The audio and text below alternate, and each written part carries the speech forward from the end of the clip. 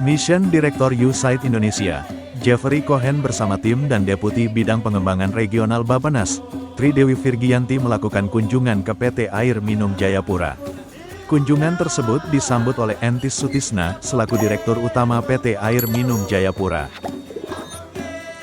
Kedatangan tim gabungan USAID Indonesia dan Bappenas bertujuan untuk membahas dukungan USAID dalam sistem informasi geografis guna meningkatkan efisiensi pengelolaan aset, pemetaan pelanggan dan deteksi kebocoran air. Selain itu juga dilakukan diskusi terkait rencana integrasi layanan air bersih dan air limbah domestik.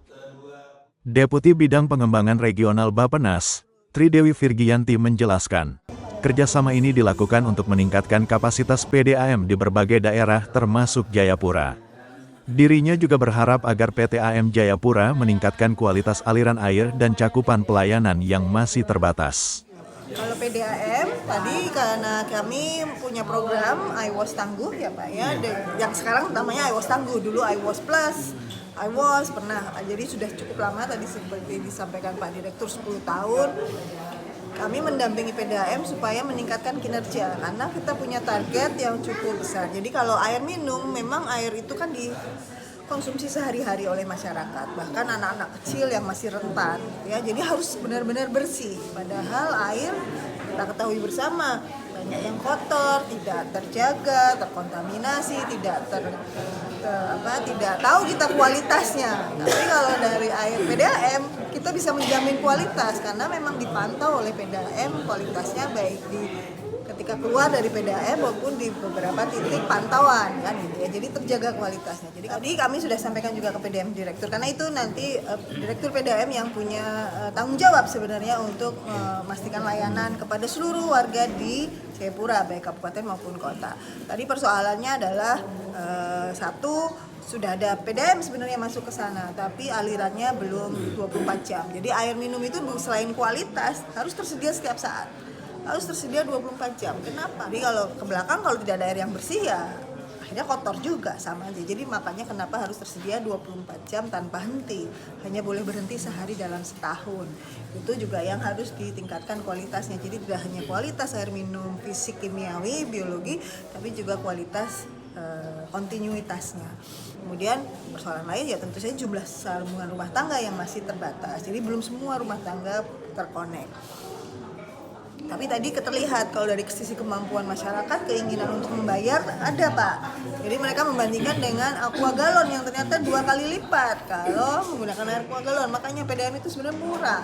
Tapi banyak masyarakat kita, mungkin media bisa membantu bahwa untuk menyediakan air memang membutuhkan anggaran, membutuhkan biaya yang harus dibayar kembali oleh masyarakat, tapi tidak akan terlalu mahal dibandingkan dengan kalau harus menggunakan air galon atau sumber air yang kualitasnya kita tidak tahu. Tadi sumurnya mereka pakai, tapi ternyata kan bau.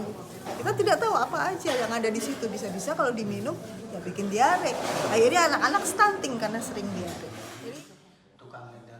Sementara itu Direktur Utama PT Air Minum Jayapura, Entis Sutisna mengatakan masih ada tantangan dalam pendistribusian pasokan air yang sesuai dengan standar nasional. Tadi memang dari USAID juga sudah menyampaikan keluhan masyarakat ya, terutama yang mereka kunjungi berkaitan dengan adanya masyarakat yang tidak mendapatkan pasokan air sesuai dengan standar nasional ya, harus dapatkan setiap hari.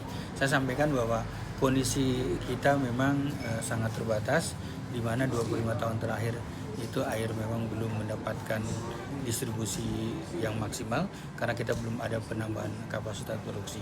Namun kami selalu optimis untuk dapat memanfaatkan ideal capacity, minimal rata-rata setiap tahun itu ada 1.000 sambungan rumah yang bisa kita tingkatkan.